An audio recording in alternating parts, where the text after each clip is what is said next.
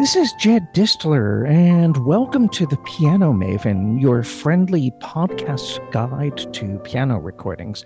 You can subscribe to the Piano Maven podcast through my Substack page by clicking on the link to the episode description. Paid subscribers get bonuses such as Piano Maven Zoom meetings, where we share listening experiences, and we'll be meeting special guests fairly soon. So please consider subscribing to help us reach out further into the piano community and to keep this podcast in production.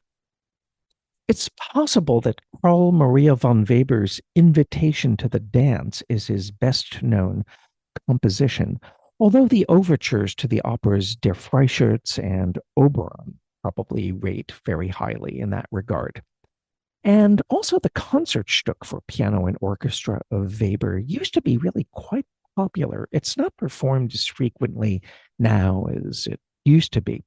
But Invitation to the Dance was once very popular in a version for orchestra made by Hector Berlioz. And it was really quite popular in its original piano version.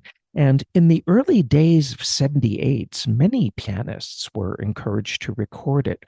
But one rarely hears Invitation to the Dance on piano recitals these days, certainly not with the same frequency that you heard it in recitals in the early 20th century. And I think it really deserves to have more prominence because it's a real showpiece and it's a really communicative piece of music. And historically speaking, it's an early example of a piano piece that is out and out program music. Weber composed Invitation to the Dance in 1819 for his young wife, and it was Weber himself who supplied the narrative, which translates roughly into English this way. At a ball, a gentleman approaches a lady who evades him. He presses his invitation and she relents. They converse sympathetically, take their places for the dance, then swirl happily away. At the end, they thank each other and withdraw, leaving only silence and the memory of an exhilarating experience. I don't know if that sounds like Invitation to the Dance or Last Tango in Paris, but anyway, that's what Weber wrote. And that description, you really hear that depicted really quite literally in the music. I've picked some recordings of Invitation to the Dance from the 78 era, the mono LP era, and the stereo digital era that I have really enjoyed a lot. And it's true that there are a couple of these where I may not agree with the interpretive conceptions all the way, but they still intrigue me. The first recording that I'm going to talk about features the pianist Eugene d'Albert, who lived from 1864 until 1932.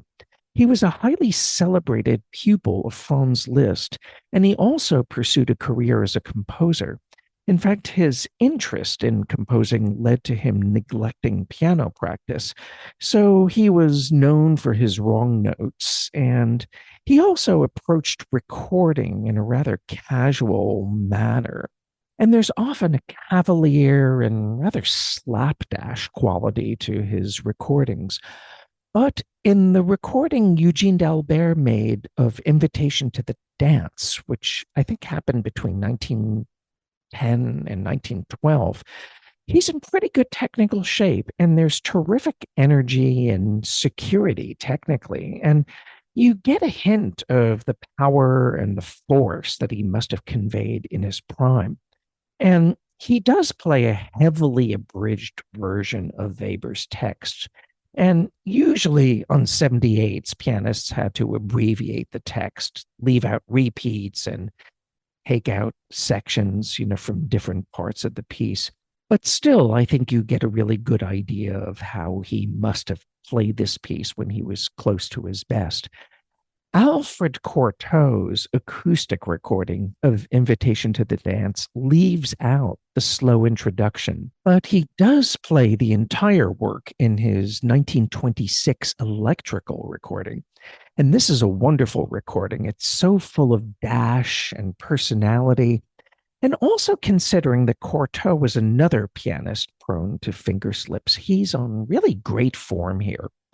There's also considerable volatility and abandon in the recording that Ignaz Friedman made of Invitation to the Dance on 78s. But some listeners may prefer the simplicity and the grace of Arthur Schnabel's 1947 recording. And by the way, I found on YouTube a link to an unpublished 1930 test pressing with Schnabel. It seems like it's an authentic document, although personally I prefer the 1947 recording on both sonic and interpretive grounds. Schnabel's student Leon Fleischer brought leanness and nervous energy to his 1958 recording of Invitation to the Dance, which was the best one of the mono LP era to my mind. I would say maybe it's one of the two best, and we'll be getting to that second one in a little while. Now, getting into the digital era, Stephen Hough is crystal clear in his performance. Maybe it's a little dry, but I like it very much. I also like the radiant warmth and the full-bodied sound that Julian Jacobson brought to his recording. That recording really appeals to me a lot, and definitely check it out. For me, though, it's hard to choose between the poetry and the finesse that both Michael Endres and Garrick Olson brought to their respective versions. Like, which one of those do I prefer? I think I have to keep both of them. I'd also use those words, poetry and finesse, to describe a particularly dulcet rendition by Herbert Susch. It's really beautiful. One recording that I recently heard again for the first time in many, many years was a 1973 recording with the French pianist Thierry de Brunhoff, who turned 90 in 2024. He's been living for many years as a Benedictine monk. And his parents, by the way, were the creators of that wonderful children's book series about Barbar the elephant. At first hearing, Brunhoff's Invitation to the Dance seems rather small-scaled and maybe emotionally inhibited, as if the dancers were surrounded by their rather intimidating chaperones. But I've started to warm to Brunhoff's intimacy and the refinement of his playing and that very beautiful je perlé touch that he brings to the florid right-hand scales. I can't say that this is how I would play this piece, but sometimes it's instructive to experience a seriously considered interpretation that goes against your instincts as a player or listener, because you can get something of value from it. And as such, I think a salon-like approach, such as what Thierry de Brunhoff brings to this music, has stylistic validity, at least to a certain extent. As you would probably expect, Anatol Ugorsky's recording of Invitation to the Dance is on the slow and mannered side, and he takes longer than anyone to play the piece. It's more than 10 minutes in a work that usually requires much less time. However, for a relatively modern recording that captures some of the angularity and daring of the 78 RPM versions I talked about earlier, I'm going to mention a mono LP recording, and this may well surprise you. I've talked about Paul Badura-Skoda. In a recent episode, I talked about his messy and totally discombobulated discography. As far as Paul Badura-Skoda's piano playing, you never knew what you would get on records. Like, one day he could be as stiff as a board and as four square as they come. And yet on another day, he could play the Liszt Sonata and the Chopin Etudes like nobody's business. So when I was exploring around YouTube, putting this podcast episode together, I kept running across Paul Badura-Skoda and his 1957 mono LP recording on Westminster of Invitation to the Dance. It was turning up in all kinds of compilations, and I listened to it. I hadn't heard it in years and years, and I really liked the performance. It has long singing lines.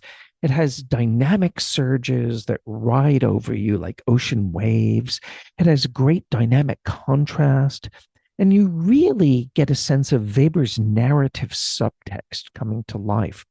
I've posted a link to this and some of the other recordings in my podcast description so you can hear all of these for yourself. This recording was included as part of an edition of Paul Badura-Skoda's Westminster solo recordings reissued by Deutsche Grammophon in 2017. The physical box set is not available so far as I can tell, but you can obtain it in download format for not all that much money. And I've posted a link to that collection as well in my episode description.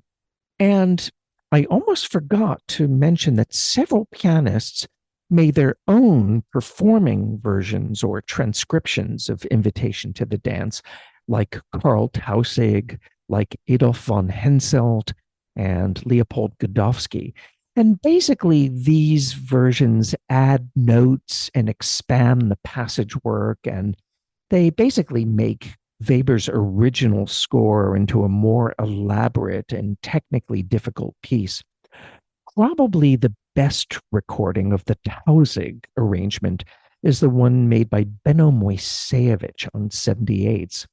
And George Bollett made a specialty of the Leopold Godowsky Invitation to the Dance, which I think is a rather overloaded arrangement. There are some live performances with Bollett that are floating around YouTube, but I think the best one that I've heard is a live recording from 1980 that took place in Edinburgh. And it's included in that box set on the Marston label, George Bollett Volume 2, Ambassador from the Golden Age. So I hope you will put on your dancing shoes and visit some of these links and check out these recordings. This is Jed Disler, and you've been listening to The Piano Maven, your friendly podcast guide to piano recordings. Thank you for tuning in, and I look forward to being with you for the next episode.